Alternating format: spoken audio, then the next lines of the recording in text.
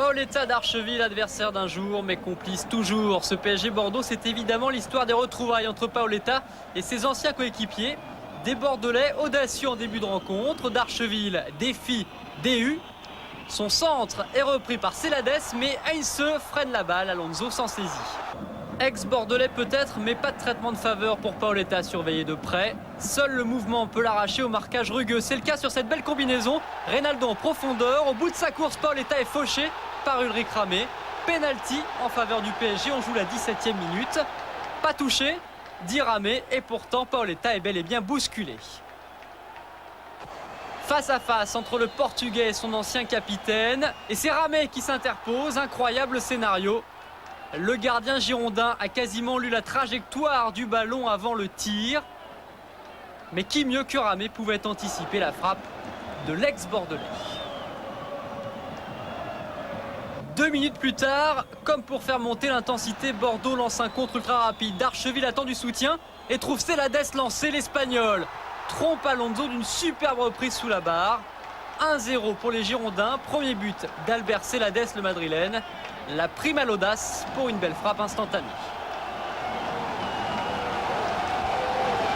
Moment de flottement pour les Parisiens, notamment Paoletta, encore plongé dans son échec. Mais le déclic survient à la 36e minute. Reynaldo, complètement décalé, semble vouloir centrer. Son ballon termine dans le petit filet de Ramé.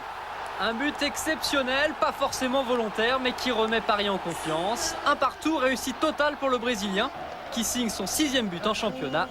Le plus inattendu. C'est vrai que le vent m'a bien aidé. Le ballon volait et grâce à Dieu, j'ai marqué pour le PSG. C'est un peu un but comme Ronaldinho en Coupe du Monde.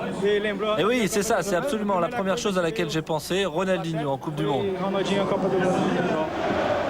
Et cela donne des idées. Pascal Feydouno s'essaie des 35 mètres, mais Alonso claque le ballon au-dessus de la barre.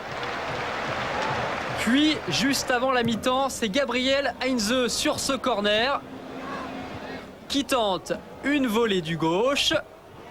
Poteau du défenseur argentin et le score à la pause reste de 1 partout. Le PSG s'est requinqué et ça se voit à la reprise. Sur cette très jolie phase de jeu, en une touche de balle, Hugo Léal, Boskovic, Hugo Léal, Reynaldo. Cette fois-ci, Reynaldo tente vraiment une frappe de loin qui se transforme en passe décisive pour Paoletta. Le Portugais donne l'avantage aux Parisiens. Un rachat tout en sobriété. Depuis le début du match, j'ai lu le pénalty un peu difficile pour moi, mais bon, c'est bizarre de jouer contre des anciens. Oui, c'est très bizarre, m'a fait un peu mal. J'ai passé 3 ans là-bas très bon. C'est comme ça. Maintenant, je suis de Bleu de Paris et j'ai fait tout pour Paris. Et quand vous avez marqué, vous êtes resté simple. Bien sûr, c'est impossible de faire la fête contre. Une joie contenue pour Paoletta, une déception pour Michel Pavon. Et du spectacle avec Vahid Halilhodžić, mais c'est à peu près tout jusqu'à la 92e minute de jeu. Chamakh s'infiltre mais subit l'intervention irrégulière d'Hugo Léal. Penalty selon Monsieur Kalt. La faute est réelle, mais elle a pourtant lieu en dehors de la surface. Jean-Claude Darcheville, le tireur patenté des Girondins, se mesure à Alonso.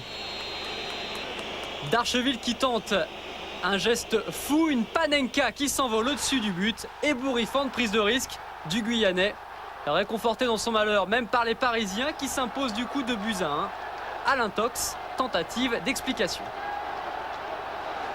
Et Paoletta savait de la manière dont je frappais les pénaltys, savait que je frappais tout le temps à droite du gardien en force. Alors je me suis dit sans doute il a dû parler avant le match avec Alonso. C'est pour cette raison qu'il avait pris la décision de mettre une balle pique au milieu. Mais bon, après maintenant, je l'ai raté.